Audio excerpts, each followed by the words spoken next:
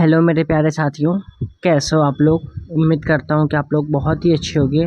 मैं आप लोगों के लिए आरआरबी एनटीपीसी के लिए अति महत्वपूर्ण सारे क्वेश्चन लेकर आया हूँ, जो कि आपकी परीक्षा के लिए अति महत्वपूर्ण होंगे। सारे ही ऐसे क्वेश्चन आपकी परीक्षा में पूछे जाएंगे। तो साथियों, आप लोग क्लास को स्किप ना करते वीडियो को ध्यान से देखिए, और चैनल पे नए हैं तो चैनल को सब्सक्राइब करके ज़रूर चैनल के साथ जुड़ जाइए। ठीक है साथियों, हम बढ़ते हैं अपने क्वेश्चन की ओर। हमारा फर्स्ट क्वेश्चन क्या कहता है साथियों, हार्मोन क्या बोल रहा है, हार्मोन्स अथवा एंजाइम का स्राव, हार्मोन्स अथवा एंजाइम का स्राव करने वाले अंग क्या कहलाते हैं। तो यह जो है ग्रंथि कहलाते हैं। क्या कहलाते हैं? ग्रंथि। ऑप्शन नंबर ए बिल्कुल इस क्वेश्चन का साथियों हमारा राइट आंसर होगा। ठीक है साथियों, हम सारे क्वेश्चन के इम्पोर्टेंट पॉइंट पढ़ते हुए चलेंगे। इसका इम्पोर्टेंट पॉइंट क्या है साथियों, इसको हम पढ़ते हैं। इम्पोर्टेंट पॉइंट इसका क्या है, शरीर के वे अंग, क्या बोल रहे हैं, शरीर के वे अंग जो हार्मोन अथवा एंजाइम का स्राव करते हैं। शरीर के वे अंग जो हार्मोन अथवा एंजाइम का स्राव करते हैं ग्रंथि कहलाते हैं। क्या कहलाते हैं? ग्रंथि कहलाते हैं। ग्रंथियाँ 3 प्रकार की होती हैं। कितने प्रकार की होती हैं ग्रंथियाँ? ग्रंथियाँ जो है 3 प्रकार की होती है। एक हमारी बृहस्रावी ग्रंथि है। कौन सी है?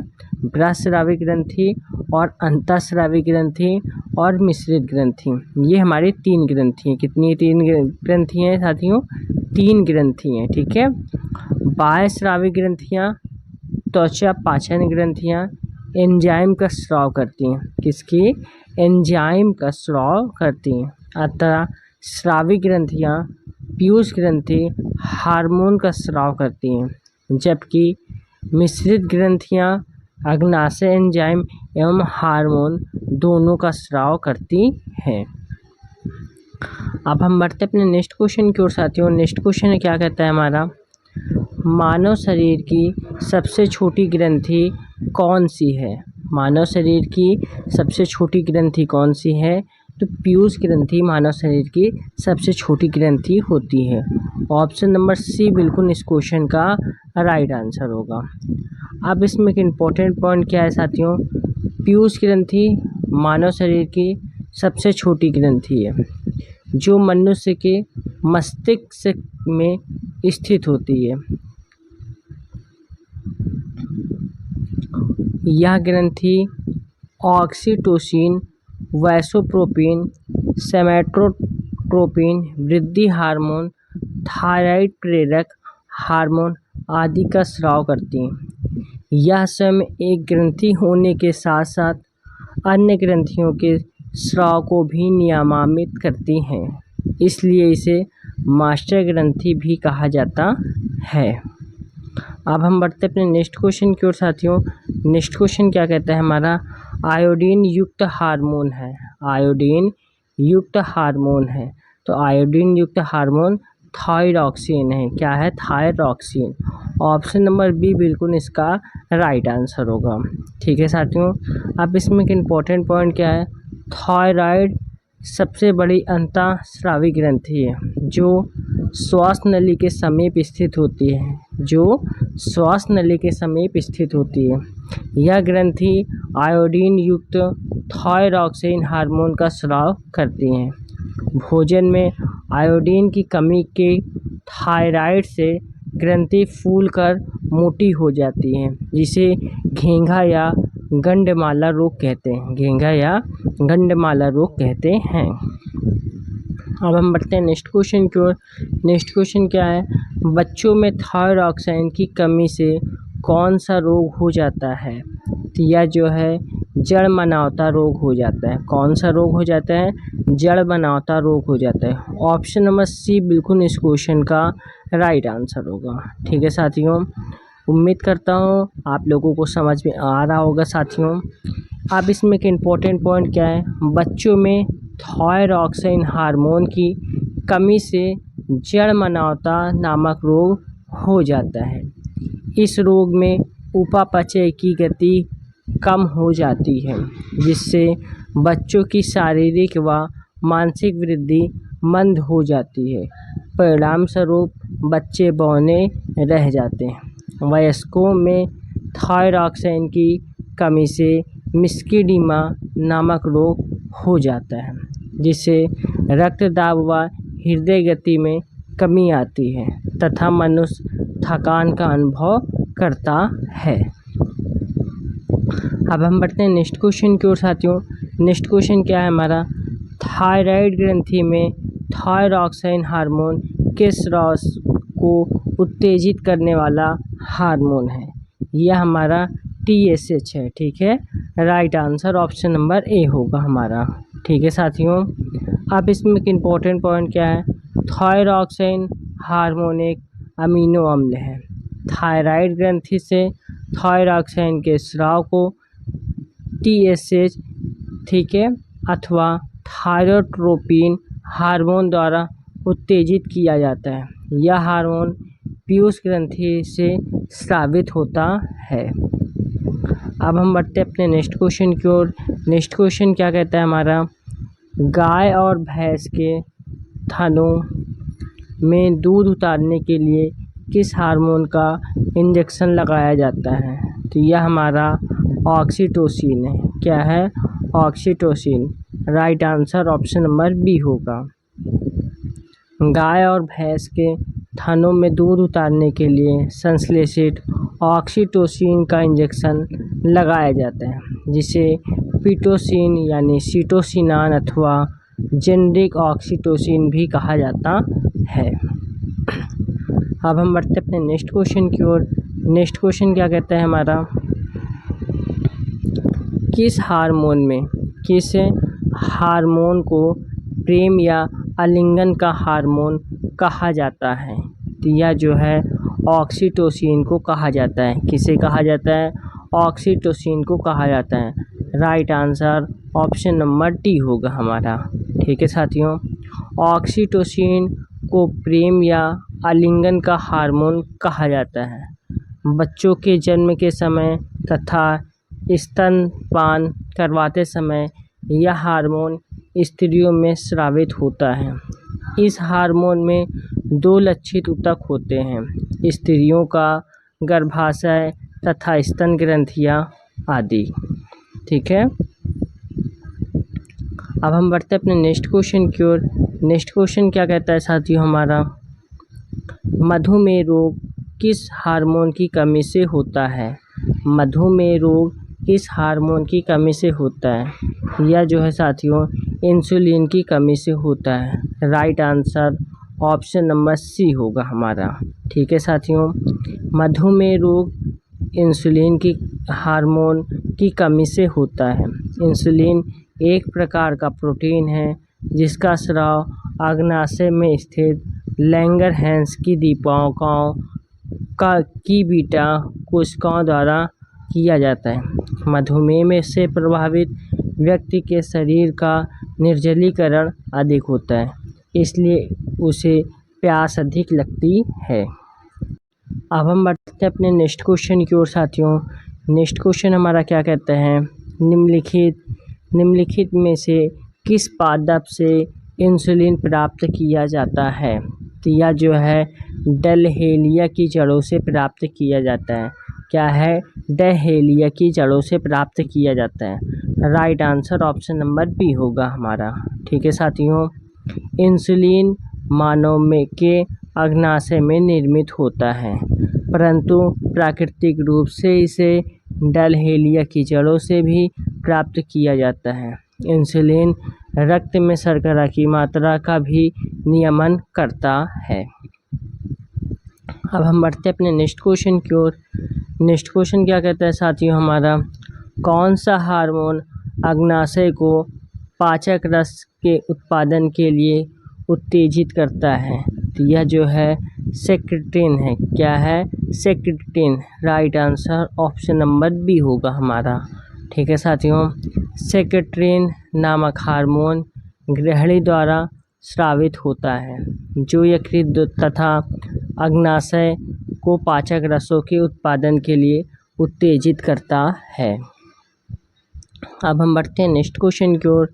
नेक्स्ट क्वेश्चन क्या है, एस्ट्रोजन क्या है? एस्ट्रोजन क्या है? एस्ट्रोजन एक हार्मोन है। Right answer option number A होगा हमारा। ठीक है साथियों।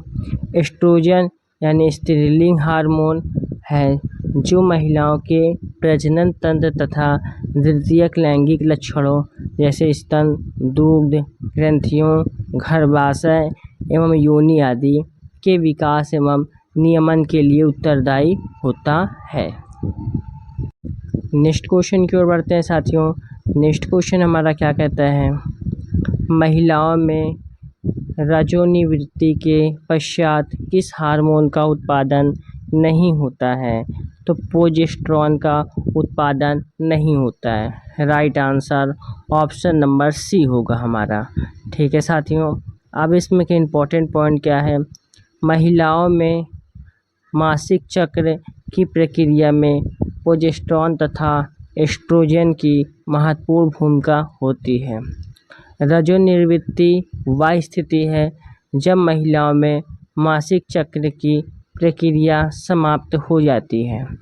इस स्थिति में महिलाओं में प्रोजेस्टेरॉन हार्मोन का उत्पादन बंद हो जाता है। अब हम बढ़ते हैं अपने नेक्स्ट क्वेश्चन की ओर। नेक्स्ट क्वेश्चन क्या कहता है हमारा, कौन सा हार्मोन लड़ो या उड़ो हार्मोन कहलाता है? या जो है एड्रीनेलिन है। क्या है? एड्रीनेलिन है। Right answer option number B होगा हमारा। ठीक है साथियों, एड्रीनेलिन हार्मोन को लड़ो या उड़ो हार्मोन कहा जाता है। जब कोई तनावपूर्ण स्थिति उत्पन्न होती है तो एड्रीनल ग्रंथि से इस हार्मोन का स्राव होता है। यह हार्मोन हृदय स्पंदन की दर को बढ़ा देता है तथा त्वरित निर्णय लेने हेतु शरीर की सहायता करती है। अब हम बढ़ते अपने नेक्स्ट क्वेश्चन की ओर। नेक्स्ट क्वेश्चन साथियों हमारा क्या कहता है, मानव शरीर में एक मिनट सॉरी दोस्तों, मानव शरीर में निम्नलिखित में से कौन सी ग्रंथि अंतःस्रावी और बहिःस्रावी दोनों ही प्रकार की ग्रंथि है? तो यह जो है अग्नाशय ग्रंथि है। Right answer option number C होगा हमारा। ठीक है साथियों, अग्नाशय ग्रंथि यानी अंतःस्रावी व बहिःस्रावी दोनों प्रकार की ग्रंथि है अथवा मिश्रित ग्रंथि है। अंतःस्रावी ग्रंथियों नलिका विहीन होती है जिनसे हार्मोन का स्राव होता है जो किसी विशेष कार्य हेतु रक्त सीधे रक्त में मिल जाते हैं। बहिःस्रावी ग्रंथियां नलिकाओं के माध्यम से एंजाइम का स्राव करती हैं। अंतःस्रावी ग्रंथियां पाचन क्रिया में योगदान देती हैं। अब हम बढ़ते हैं अपने नेक्स्ट क्वेश्चन की ओर। नेक्स्ट क्वेश्चन क्या है, वृक्क से मूत्र की मात्रा का निस्तारण नियंत्रित होता है किस हार्मोन के द्वारा? यह जो है एडीएच के द्वारा हार्मोन नियंत्रित होता है। Right answer option number T होगा। अब इसमें के इम्पोर्टेंट पॉइंट क्या है, पिट्यूटरी ग्रंथि से वेसोप्रोसिन एंटीड्यूरिक हार्मोन यानी एडीएच का स्राव होता है। यह हार्मोन वृक्क से मूत्र की मात्रा के निस्तारण के नियंत्रण हेतु उत्तरदायी है। इसी के द्वारा रुधिर में जल की मात्रा को गाढ़ा नियमन होता है। एडीएच के अल्पस्रावण से मूत्र पतला व रुधिर गाढ़ा हो जाता है, मूत्र की मात्रा बढ़ जाती है। इसके विपरीत इसके अतिस्रावण से मूत्र गाढ़ा और रुधिर पतला हो जाता है। ठीक है साथियों, अब हम बढ़ते हैं अपने नेक्स्ट क्वेश्चन की ओर। नेक्स्ट क्वेश्चन क्या है हमारा, निम्नलिखित में से कौन सा युग्म सही सुनियमित नहीं है? तो गैस्ट्रीन जो है रक्तचाप का नियमन, यह हमारा सही सुनियमित नहीं है। ऑप्शन नंबर डी बिल्कुल इस क्वेश्चन का राइट आंसर होगा। अब इसमें के इम्पोर्टेंट पॉइंट साथियों, अमाशय से गैस्ट्रीन नामक हार्मोन की उत्पत्ति होती है। यह हार्मोन एक पेप्टाइड है। यह हार्मोन जठर रस स्राव पर नियंत्रण रखता है। यह हार्मोन म्यूकोकोशल वृद्धि, गैस्ट्रिक गतिशीलता तथा उदर में हाइड्रोक्लोरिक अम्ल यानी H2O के स्राव को बढ़ाने के लिए भी उत्तरदायी है। अब हम बढ़ते अपने नेक्स्ट क्वेश्चन की ओर। नेक्स्ट क्वेश्चन क्या है? फेरोमोन्स पाए जाते हैं, तो फेरोमोन्स कीटों में पाए जाते हैं। Right answer option number A होगा। अब इसमें एक इम्पॉर्टेंट पॉइंट क्या है? फेरोमोन एक रसायन होता है जो कीटों द्वारा छोड़ा जाता है, जिससे वे अन्य साथी कीटों के साथ संचार स्थापित करते हैं। कीट मुख्यतः इस जैविक कार्बनिक यौगिक रसायन का उपयोग विपरीत लिंगी कीटों का आकर्षित करने के लिए करते हैं। एक फैनिंग मधुमक्खियाँ नेसोनो ग्रंथि से फेरोमोन छोड़ती हैं ताकि वह एक खाली छत में अन्य मधुमक्खियों को आकर्षित कर सके। ठीक है साथियों, अब हम बढ़ते अपने नेक्स्ट क्वेश्चन की ओर। नेक्स्ट क्वेश्चन साथियों हमारा क्या कहता है? मानव शरीर में निम्नलिखित हार्मोनों में से कौन सा रक्त कैल्शियम और फास्फेट को विनियमित करता है? तो यह जो है परावटु है। कौन सा है? परावटु। ऑप्शन नंबर सी बिल्कुल इस क्वेश्चन का राइट आंसर होगा।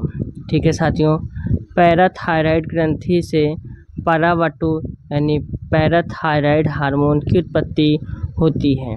यह हार्मोन रक्त में कैल्शियम और फास्फेट की मात्रा को विनियमित करता है। इस हार्मोन की कमी या अल्पस्रावन से दांतों का निर्माण रुक जाता है। पेशियों तथा तंत्रिकाओं में अनावश्यक उत्तेजना कभी कभी पेशियों में स्थायी संकुचन से मृत्यु तक हो जाती है। वहीं इसके अतिस्रावन से अस्थियों के गलकर कमज़ोर होने पर बार बार मूत्र पेशियों को कमजोरी तथा वृक्कों में पथरी की संभावना बढ़ जाती है। ठीक है साथियों, अब हम बढ़ते अपने नेक्स्ट क्वेश्चन की ओर। नेक्स्ट क्वेश्चन हमारा साथियों सुलेमित से क्वेश्चन है, अति महत्वपूर्ण क्वेश्चन है। ठीक है